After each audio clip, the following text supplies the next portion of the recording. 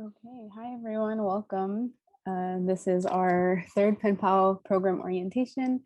Thank you all for joining. Thank you for everyone who's expressed interest in the program. I'm very excited to hear from all of you and then also go through what the program is and just help you guys learn more about it. So first of all, I'm Neda. I am the Prisoner and Family Support Coordinator for the Coalition of Civil Freedoms. And I'm going to be running you guys through the presentation.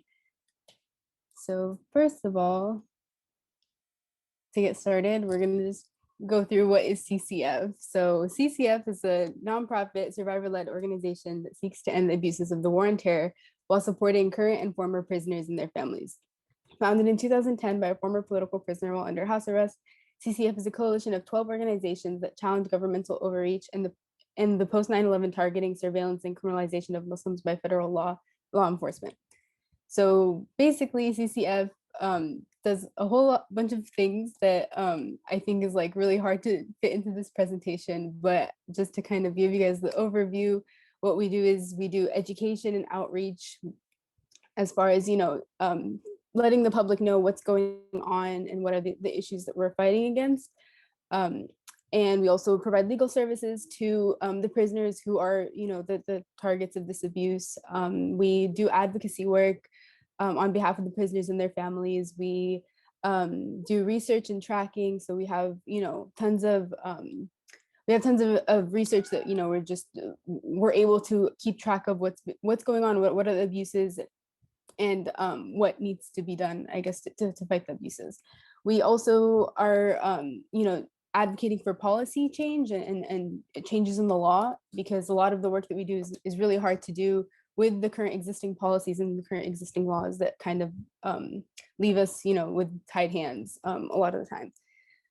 We also do lots of grassroots mobilization. So we kind of try to get, people to do movement work within their communities to help us, end these abuses and support our prisoners. I think one of the coolest things that CCF does is we amplify the voices of those directly impacted, and we empower them to advocate for meaningful change by work. And we do this by working directly with the prisoners and their family members. So, if you guys kind of look through our YouTube and on our Facebook page, you'll see a bunch of webinars and videos in which we do them with former prisoners, the family members of prisoners, in which we kind of allow them to tell their own stories. We, in the past, have gone, to DC and have lobbied with family members, to advocate for different changes. So I think that's probably some of the coolest things that we do. So who are the prisoners that we work with? We work with predominantly Muslim, you could say political prisoners, and we define political prisoners as a person who is targeted, criminally prosecuted, and imprisoned due to their political views, beliefs, cultural identity, or activism. So essentially, these are the prisoners that you would be assigned to be a pen pal to or with. So you would be a pen pal to a political prisoner that CCF currently works with and supports. So what is the CCF Pen Pal Program? So basically, our Pen Pal Program is an initiative to support prisoners by providing them with an essential aspect of support, which is the social part, of life, which is one of the most, if not the most important parts of surviving. I think our prisoners are very uniquely isolated.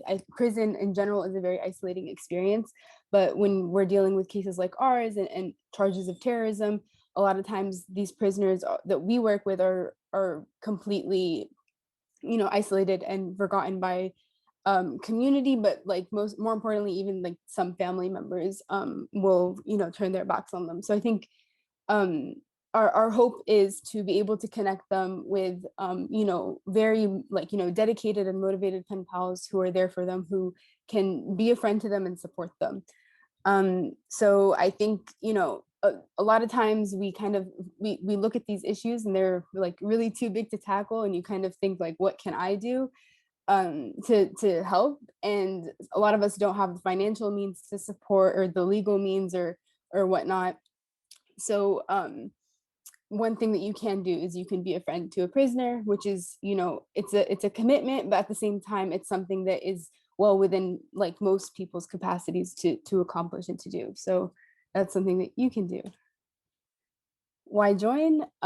So it's I think it's very impactful and hands-on form of support for prisoners. So I think a lot of people want to know how they can get involved, or like how they can be very involved in this work. And I think this is one of the ways to do that. So I think it's impactful, and it's also super hands-on, and it kind of puts you in direct contact with the people who are like most directly affected by these abuses and policies.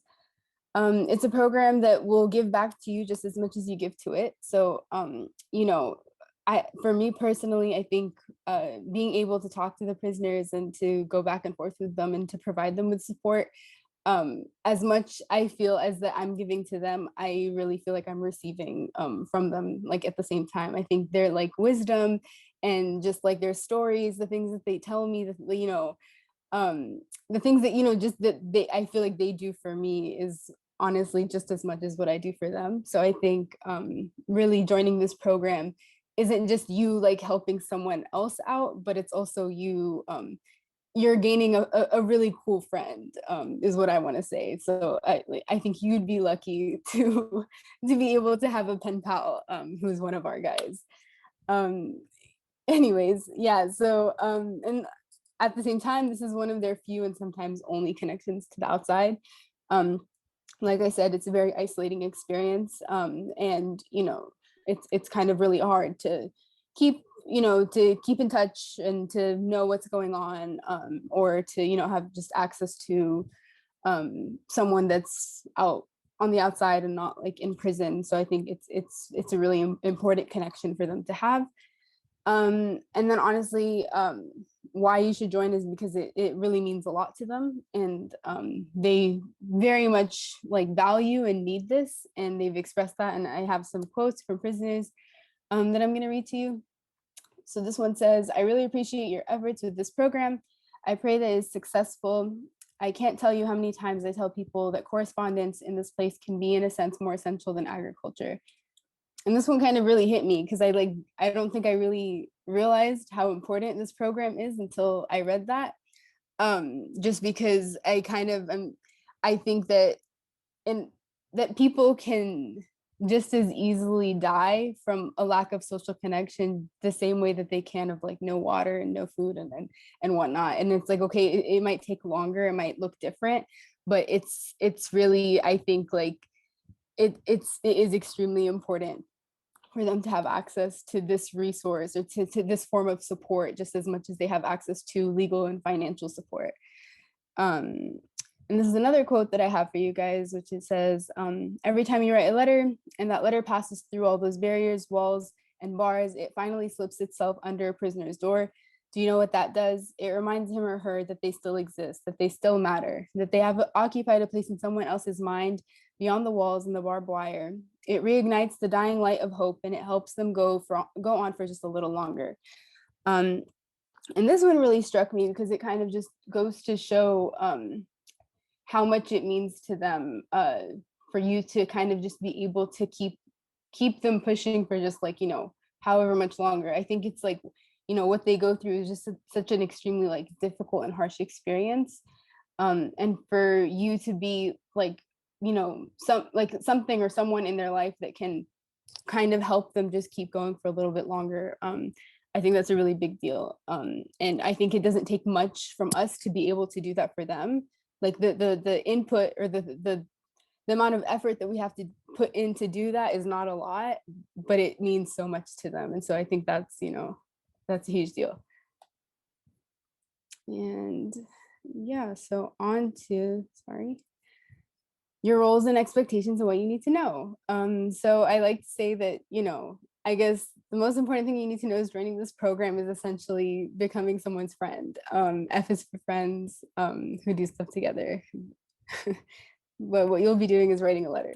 So your role as a pen pal is, you know, you're going to forge an authentic friendship with your pen pal. You're going to try to, you know, really connect with them, and really become friends as you would with, you know, all of your other friends. Your role is to talk and listen, to share and receive. So it's like, you know, back and forth, just like any other, you know, relationship in which, you know, you tell them about yourself, they tell you about themselves. And you just go back and forth. Your role is to be consistent in your communication. So we ask that you write your pen pal at least once a month, which, that's very doable. You might be able to do more than that, but the expectation is just once a month communication, once a month back and forth with your pen pal. And, if you can do more than that, then great, but you're not expected to do more than that. Be a source of reliable connection. And so, that goes to say this is a commitment. So be like reliable in your communication, just be, reliable in, what, if you say you're going to do something or get something, then make sure you do it. Be aware and transparent about your own boundaries, kind of just take some time to think to yourself, like, what are boundaries that you want to like express or explain. And obviously you don't do that in the first letter. And you can maybe just do that as like things go along. And the thing is, you might figure out your boundaries as, as you go back and forth with the more letters that, you send and receive. You might realize, hey, like, I don't think I like this so much. So just make sure you communicate that to your pen pal. And they're usually super receptive and respectful, of your boundaries. But just make sure you are clear. Set expectations early on and do not overpromise. So that kind of just goes to say, like, make sure that they know what they can expect from you. So like, kind of just say like, oh, hey, like, I'm gonna be writing you once a month, or I'm like, hoping to make sure that we can like maintain this type of contact or whatnot. And like if things were to change, like, people get busy, things happen, like make sure you kind of also communicate that. Like, let's say you can't write a like really long letter, you can at least just say, hey, like I'm actually kind of like really busy with school right now. I have this like really big like work thing that I'm like, working on. I'm so sorry. Like, I'm thinking of you, praying for you and all, all of that. And then just send like that, it just could be like a short message explaining why you can't like take the time to like write out a letter.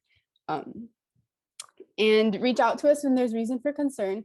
Make sure, you let us know if you haven't heard back from your pen pal, or if there's like something like weird that you think is going on, or like it's just like doesn't seem like it's ordinary. Make sure you contact us and you let us know.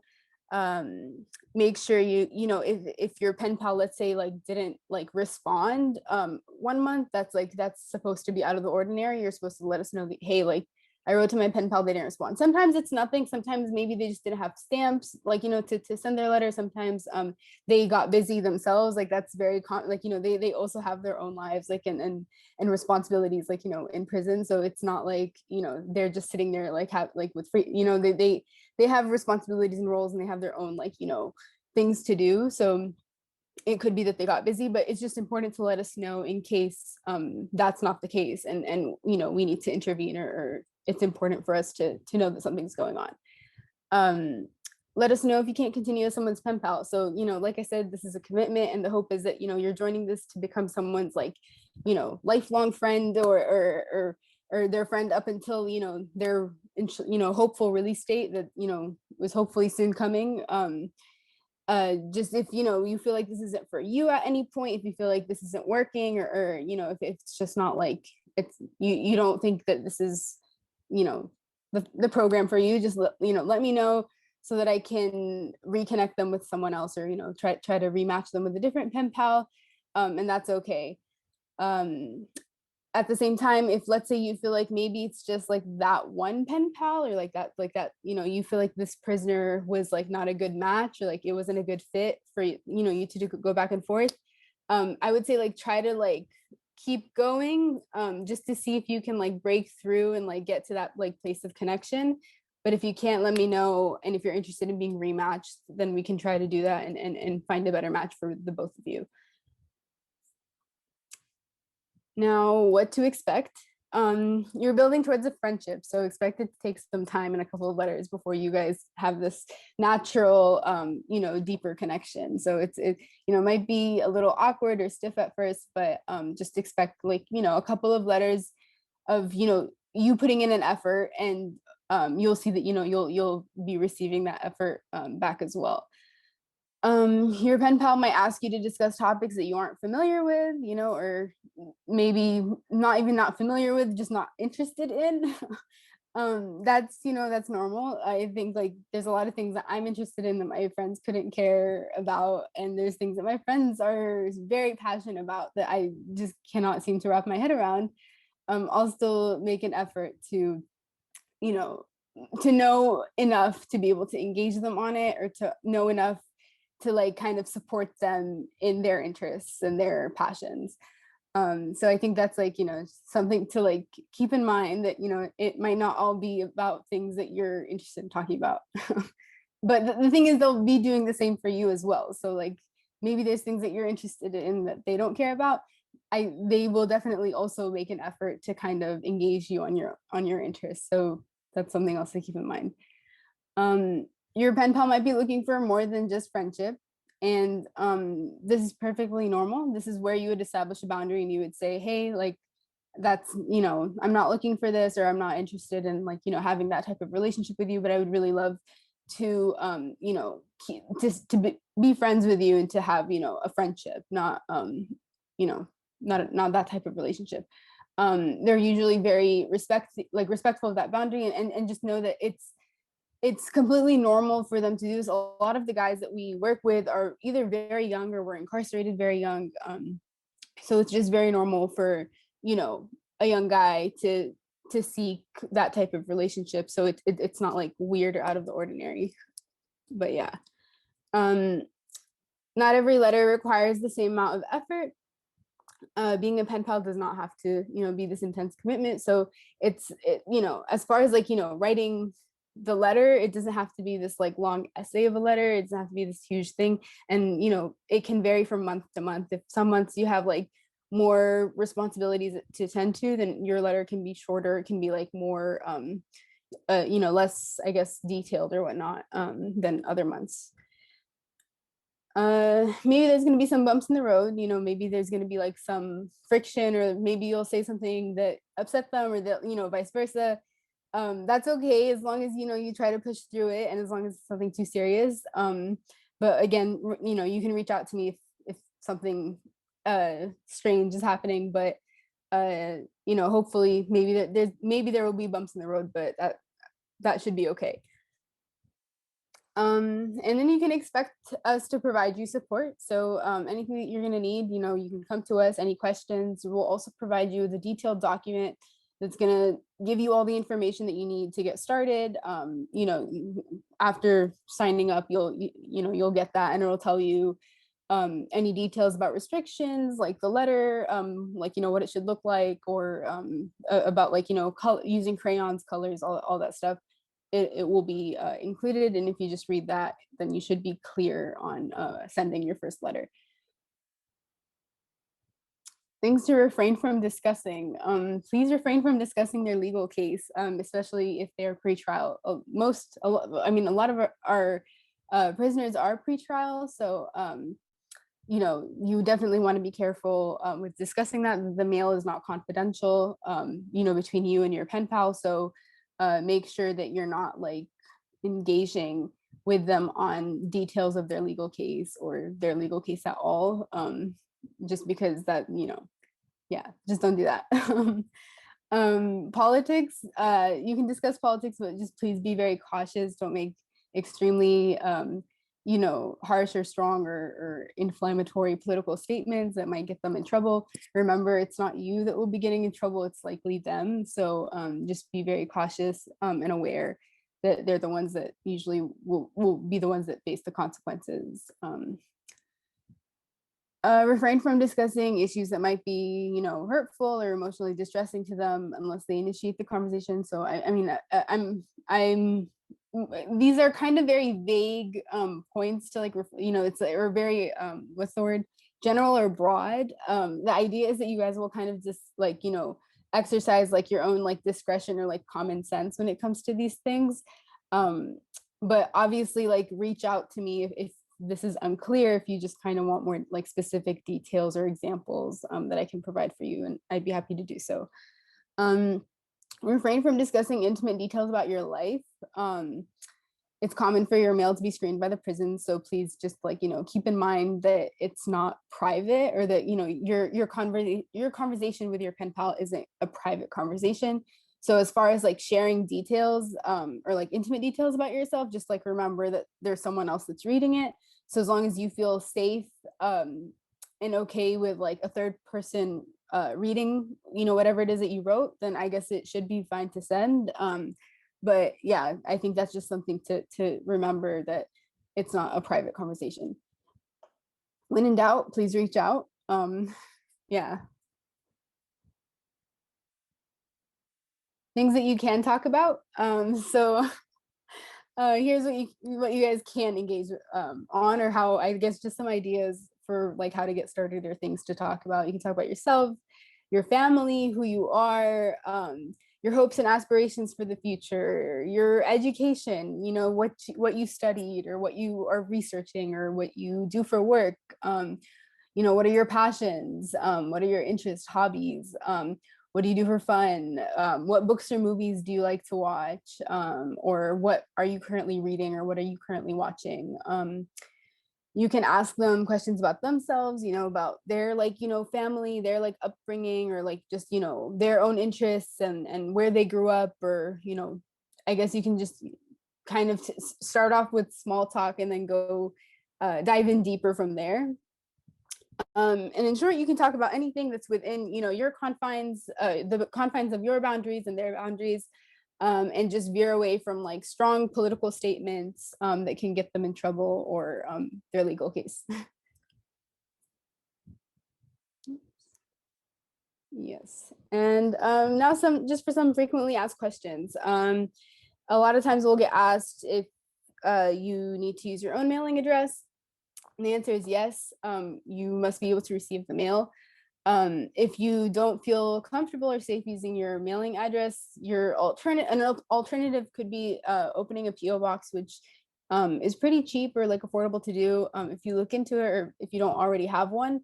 But then you can also, I guess, receive mail at like a different address that isn't necessarily yours, but would be, I guess, a better address for you to receive mail at. So that's unfortunately something that we can't really change, or we can't, receive the mail for you. Can you join the program if you live outside of the United States? Yes, you can, but please make sure you indicate so on the Google form submission, which I will be giving you guys a link to at the end of the presentation. Basically, if you're outside the US, there's different ways that we can make sure that you get connected with a pen pal. But just let me know so that I can find the, basically it limits my options of pen pals for you. But that's the only thing. But yes, you can join is the short answer. Is there an age restriction for joining the program? No, there isn't per se an age restriction, but if you are under 18, I do ask that you join the program with the supervision of a trusted adult. That's just for everyone's safety involved. Just make sure that, you have an older sibling, or an older aunt, uncle, cousin, parent, guardian, whoever it might be, that, can kind of just keep tabs and make sure that everything is going smoothly and okay. Can you mail books to your pen pal? Of course. You definitely do not have to. That's definitely doing more than the minimum requirements for the program. But they love receiving books, and it means a lot to them. So you can mail books, but you can't mail them personally. So basically it would have to be mailed directly through official stores, publishers, which an option is Amazon. You can technically mail a book to them through Amazon. Can I review your first letter to your pen pal? Yes. So in the past, pen pals have kind of felt hesitant, or just wanted to make sure that they were going in the right direction, or on the right track as far as their letter writing. So they've sent me their first letter just to review and to give any feedback.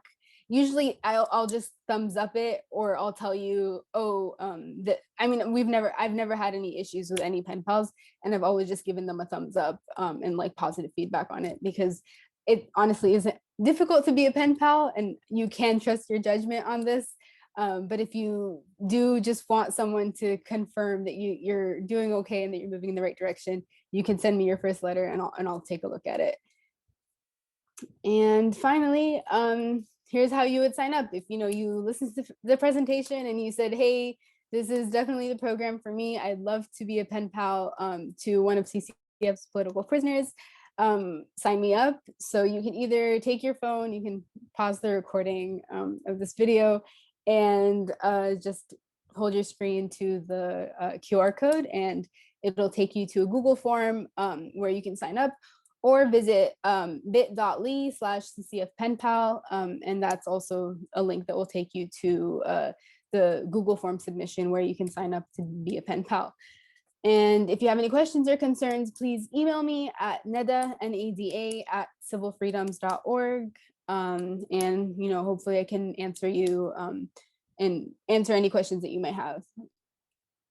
And finally, keep up with us. If you're interested in learning more about the work that CCF does, or just hearing about upcoming events, webinars that we're doing, or just staying involved in our work, you can follow our social medias. Just go to @civilfreedoms on Instagram, Twitter, or Facebook.